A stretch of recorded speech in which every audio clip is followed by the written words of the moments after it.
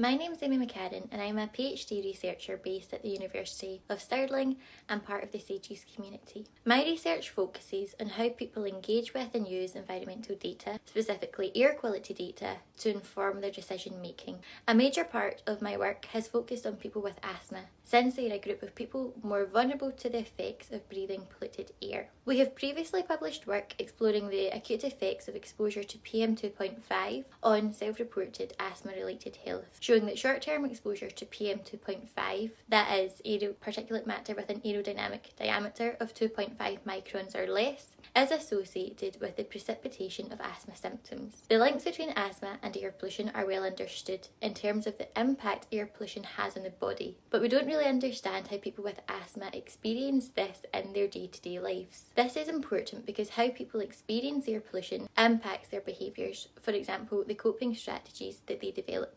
Our most recent paper, published Open Access and Health in Place, has explored the subjective lived experiences of people with asthma in relation to exposure to air pollution. Conducting semi-structured interviews with 36 non-smoking adults living in Scotland and diagnosed with asthma by a healthcare professional, we asked them questions about if or how polluted air impacts their lives and how they manage this. We found that people with asthma's experiences differ when it comes to exposure to air pollution and how they manage this. One of the most significant findings was that people perceive indoor environments, and particularly the home environment, to be a safe space free from air pollution. This perception is at least in part influenced by the fact the home environment is controllable.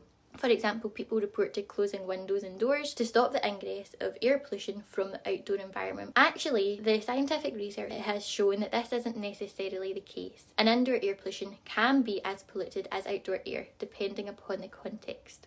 But by better understanding the experiences and perceptions of those most vulnerable, such as people with asthma, we can work towards creating more effective communications and advice aimed at encouraging behaviour change at the individual level to reduce personal exposure to air pollution. In turn, this could reduce the health burden this causes, both on the individual and on society.